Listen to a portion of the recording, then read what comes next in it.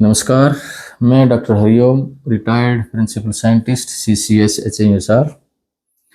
आज हम बात करेंगे कि बिना दवाई के फसलों में बीमारियों का कंट्रोल कैसे करें। वीडियो नंबर 62 में मैंने बताया था कि जो किसान प्राकृतिक खेती करते हैं उनकी फसलों में 60 से 70% कीड़े व बीमारियों का अटैक खुद ही कम होता है और उसमें स्वयं ही इनका कंट्रोल रहता है। और वीडियो नंबर 63 में बताया था कि जब फसल में कीड़ों का अटैक होता है, कीट का प्रकोप होता है, तो उसमें हम बिना दवाई के किस तरह से प्राकृतिक खेती में इनका कंट्रोल कर सकते हैं। अब इस वीडियो में मैं बताऊंगा आपको कि आप किस तरह से बिना दवाई के बीमारियों का फसलों में कंट्रोल कर सकते हैं। किसान भाइयों, जैसे कि आप जानते हैं कि 80 के दशक में धान में केवल एक ही कीड़े का अटैक होता था और एक ही बीमारी का अटैक होता था।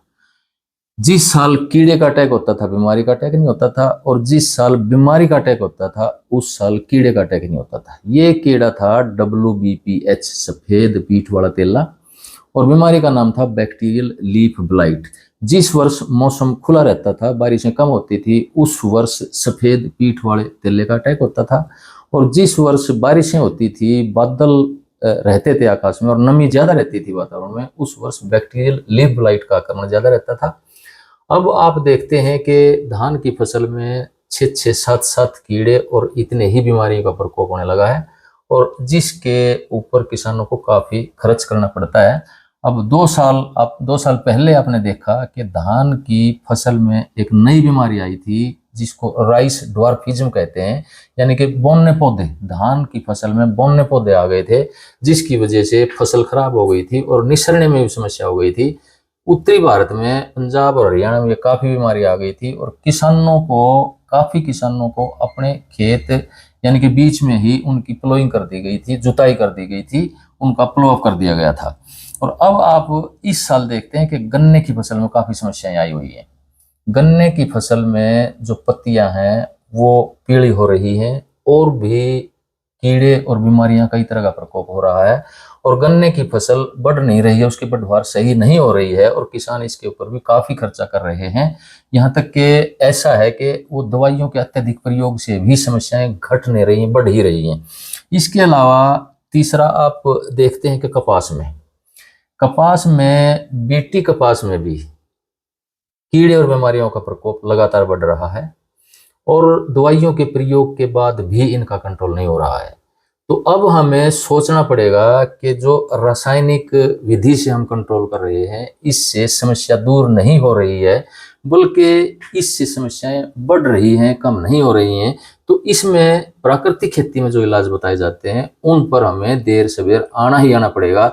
चाहे आप कोई सी भी खेती करते हैं, मैं तो कहता हूं कि आप रासायनिक खेती से हटिए और प्राकृतिक खेती करने लीजिए, क्योंकि प्राकृतिक खेती में बहुत ज्यादा प्रोमीज है, और इसमें पैदा का अगर आप ठीक तरह से ट्रेनिंग लेके प्राकृतिक खेती करते हैं और ठीक ज्ञान लेकर के प्राकृतिक खेती करते हैं, तो इसमें आपकी पैदावार भी कम नहीं होती है, पैदावार भी पूरी मिलती है। बल्कि कुछ किसान ऐसे हैं जो रासायनिक खेती करने वालों की तुलना में अधिक पैदावार प्राकृतिक खेती से ले रहे हैं।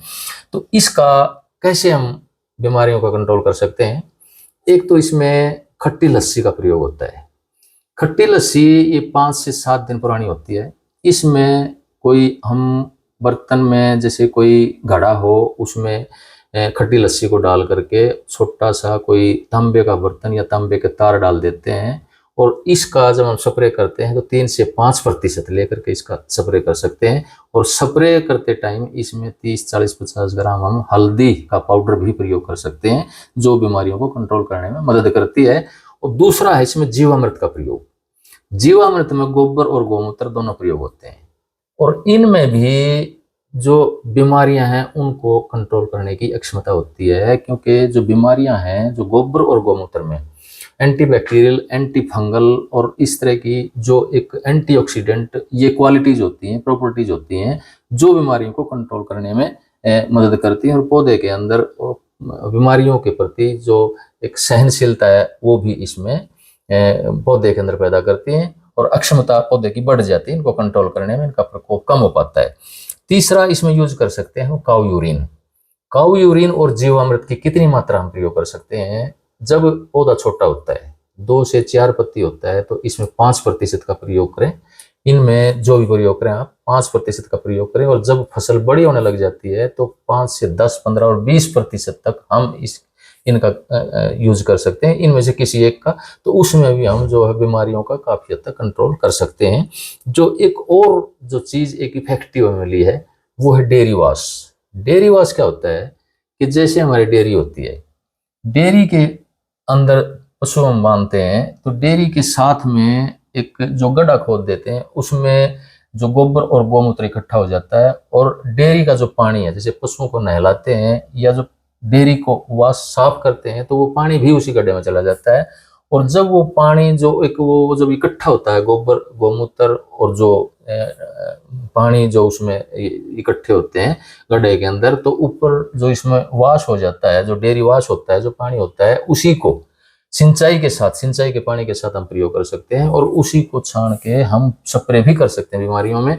हमने इसका एक काफी सफल प्रयोग देखा है कि ड्रैगन फ्रूट में जब फरवरी में इस साल फरवरी में एक काफी फंगल डिजीज आ गई थी और गल गए थे पत्ते पूरी तरह से, तो जब हमने डेयरी वाश का उसमें प्रयोग करा तो उसमें हमें अगले दिन से ही इसका कंट्रोल मिल गया। तो इस तरह से जो हम दवाइयों का प्रयोग कम कर सकते हैं, और मैं कहता हूं कि प्राकृतिक खेती करके आप बिल्कुल दवाइयों के प्रयोग से बाहर निकल सकते हैं, और आपको दवाइयों का प्रयोग करने की जरूरत ही नहीं पड़ेगी। और इस तरह से इन 4 चीजों का, एक तो खट्टी लस्सी, दूसरा जीवामृत, तीसरा गोमूत्र, और चौथा डेयरी वॉश, इनमें से कोई एक आप प्रयोग कर सकते हैं। जैसे खट्टी लस्सी का प्रयोग करते हैं, जब आपको लगता है कि मौसम खराब हो गया है और बीमारी आ सकती है, तो आप प्रिवेंटिव तौर पे खट्टी लस्सी का स्प्रे कर सकते हैं। और अगर जैसे फसल में जब बालियां आती हैं, तो बालियां आने के बाद जैसे जो दाने होते हैं वो बदरंगे या कोई बीमारी होने की संभावना होती है, तो उस टाइम पे निसरने के जस्ट बाद आप खट्टी लस्सी का 3 से 5% तक फसल में प्रयोग कर सकते हैं। इसके अलावा जो जीवामृत है, जब भी फसल पीली होती है या कोई लगता है कि कीड़े बीमारियों का प्रकोप हो सकता है, इसमें बीमारियों का को रोकने के लिए आप जीवामृत का प्रयोग कर सकते हैं। और जीवामृत अगर आपके पास नहीं है तो गोमूत्र का प्रयोग भी कर सकते हैं, और अगर आपके पास डेयरी वॉश है उसका प्रयोग कर सकते हैं। क्योंकि रिसर्च ऐसी आ गई है कि जब हम गोमूत्र का प्रयोग करते हैं, विशेष तौर पे जो जैविक खेती करते हैं, रासायनिक खेती करते हैं, तो उसमें जो मिट्टी जनित बीमारियां आ जाती हैं, जैसे जड़ गलन आ जाती है, आपकी विल्ट आ जाती है कपास में, अमरूद में, ये गन्ने में, काफी फसलों में विल्ट की बीमारी आ जाती है, फ्यूजेरियम आ जाती है, या राइजोक्टोनिया टाइप आ जाती है, आपकी स्क्लेरोशियम आ जाती है, तना गलन टाइप। तो जो भी जमीन से रिलेटेड, जमीन में जो बीमारी आती है, मिट्टी जनित जो बीमारी आती है, उनके कंट्रोल करने में जो गोमूत्र का कंट्रीब्यूशन है वो काफी अच्छा पाया गया है, और उसका रिजल्ट भी अच्छा मिला है। तो इसमें आप बीमारियों के नियंत्रण के लिए आप इनमें इस तरह से आप कंट्रोल कर सकते हैं। धन्यवाद।